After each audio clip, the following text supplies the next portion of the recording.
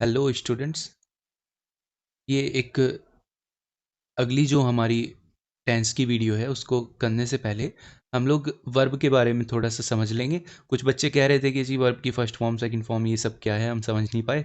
तो एक बार मैं इसको आपको क्लियर कर देता हूँ। छोटी सी वीडियो है कि वर्ब जो होती है, हमने पढ़ा था कि वर्ब जो है वो काम होते हैं।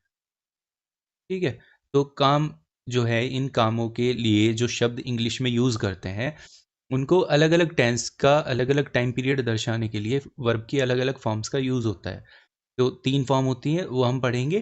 ठीक है, पहले उससे पहले हम एक चीज़ समझ लेते हैं जिसके बारे में कल भी बात की थी कि जो वर्ब है, वर्ब जो है वो 2 तरह की होती हैं, और भी होती हैं लेकिन इस अलग अलग बेसिस पे फॉर्म्स के अलग अलग अलग वर्ब की फॉर्म्स होती हैं।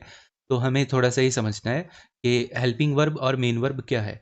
मेन वर्ब मैंने आपको बता दिया था, जो काम हो रहा है, मुख्य क्रिया जिसको कहते हैं, उस काम को ही हम मेन वर्ब कहेंगे। जैसे गो, स्लीप, फाइंड, ये सब क्या हुए, ये आपकी मेन वर्ब होगी। अब हेल्पिंग वर्ब क्या होती है? जो इन वर्ब्स की हेल्प करती है, मेन वर्ब की हेल्प करती है, किसमें? सेंटेंस के फॉर्मेशन में, उसकी टाइम पीरियड को डिफाइन करने में। तो हमारे पास 3 हेल्पिंग वर्ब्स हैं, एक है बी, दूसरी है हैव और एक है डू। इनके अलग अलग फॉर्म्स हैं। बी की जो प्रेजेंट फॉर्म होती है, वर्तमान काल की जो फॉर्म्स हैं बी की, उसमें इज आता है, एम आता है और आर आता है। एक वचन के लिए इज का यूज करेंगे, बहुवचन के लिए आर का, और आई के लिए एम का यूज करेंगे। वो आगे हम बता देंगे उसमें। पास्ट फॉर्म के लिए वॉज या वर का यूज करते हैं, और इसकी फ्यूचर फॉर्म तो कोई होती नहीं, लेकिन उसको बनाने के लिए विल या शैल के साथ बी का यूज कर देते हैं, इसको जोड़ के। ठीक है, अब हैव जो है, हैव के 2 फॉर्म्स होती हैं, प्रेजेंट और पास्ट। प्रेजेंट में हैज और हैव का यूज करते हैं, एक वचन के लिए हैज का, बहुवचन के लिए हैव का, और पास्ट में हैड का यूज करते हैं। इसकी भी फ्यूचर फॉर्म नहीं होती, लेकिन विल और शैल के साथ इसको जोड़ के इनकी फ्यूचर फॉर्म्स बना ली जाती है, विल हैव और शैल हैव।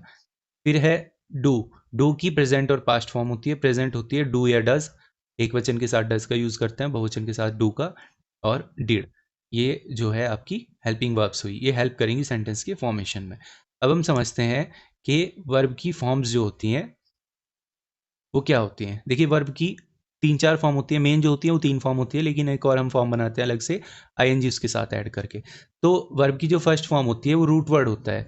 जो भी वर्ड है, जैसे ये गो है, ठीक है, गो का मतलब जाना। तो ये शब्द क्या हुआ, ये रूट वर्ड है हमारा को। इसकी अब 3 फॉर्म्स बनेंगी, वो कैसे बनेंगी देखते हैं। ये जो रूट वर्ड जो होता है, इसको वर्ब की प्रेजेंट फॉर्म कहते हैं। ठीक है, और वर्ब की सेकंड फॉर्म फिर होती है, इसको जो है वर्ब की पास्ट फॉर्म भी कहते हैं। और वर्ब की थर्ड फॉर्म होती है, इसको पास्ट पार्टिसिपल कहते हैं। इनसे डरने की ज़रूरत नहीं है, ये सिर्फ नाम है, आपको मैंने जनरल से बता दी, वरना हम ऐसे ही यूज़ करेंगे वर्ब की फर्स्ट फॉर्म, सेकंड फॉर्म और थर्ड फॉर्म, और आईएनजी फॉर्म। आईएनजी फॉर्म में हम आईएनजी जोड़ देते हैं, इसको प्रेजेंट पार्टिसिपल कहते हैं।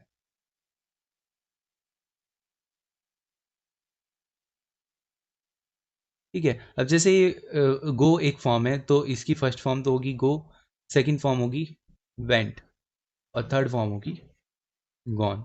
और जो आईएनजी फॉर्म होगी उसमें हम आईएनजी जोड़ देंगे। ठीक है, तो ये क्या हो जाएगा, गोइंग। तो वर्ब की फर्स्ट फॉर्म हुई गो, सेकंड वेंट, थर्ड गॉन, और आगे गोइंग। कोई और एग्जांपल हम जैसे देख लेते हैं, जैसे डू एक वर्ब है, तो इसकी सेकंड फॉर्म होगी डिड, थर्ड फॉर्म होगी डन, और आईएनजी फॉर्म हो जाएगी, इसमें हम आईएनजी जोड़ देंगे। ये इसकी फर्स्ट फॉर्म हुई, ये सेकंड, ये थर्ड, और ये आईएनजी फॉर्म। ऐसे ही हम करेंगे। ठीक है, जो वर्ब्स होती हैं आपकी ग्रामर में, जो है बहुत सारी वर्ब्स दी हुई होती हैं ग्रामर की नोटबुक में। अगर नहीं किसी के पास ग्रामर की बुक है, तो आप जो है गूगल से सर्च कर सकते हैं, फॉर्म्स ऑफ दी वर्ब्स, बहुत सारी वर्ब्स आ जाएंगी, उनकी फॉर्म आ जाएंगी। ठीक है, जो बीच में बाकी हम सेंटेंसेस में यूज़ करते हुए चलेंगे, उनकी फॉर्म्स हम बताते हुए चलेंगे आपको। ठीक है, बस ये छोटी सी इन्फॉर्मेशन इस वीडियो में देनी थी।